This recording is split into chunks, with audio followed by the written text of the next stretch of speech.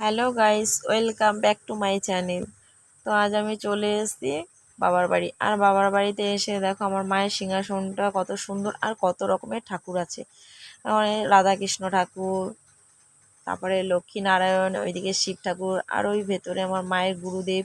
আর দেখো আসন পেতে দিয়েছি, বাটাও দিয়েছি, জলও দিয়েছি। আর এদিকে ফুল তুলে নিয়েছি কতগুলো, দেখো সে ভোরবেলা ফুল তুলতে হয়, তো গাছে অনেক ফুল।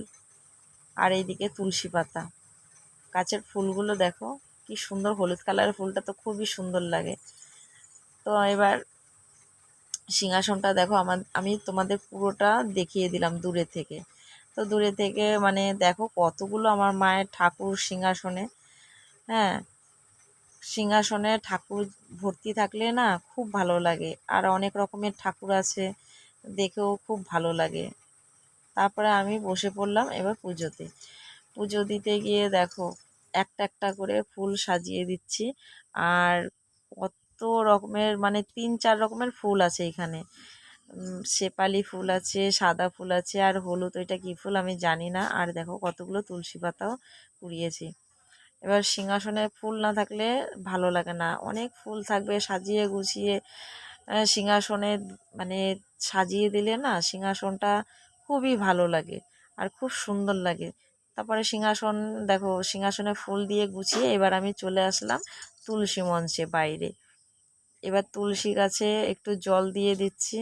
আর আমাদের হিন্দু ধর্মে আমাদের বাড়িতে তুলসী গাছ মানে থাকবেই, আর আমাদের তুলসী তলায় জল দিতেই হবে, কারণ পুজোর পরে আমাদের এই তুলসী গাছে জল দিতেই হবে।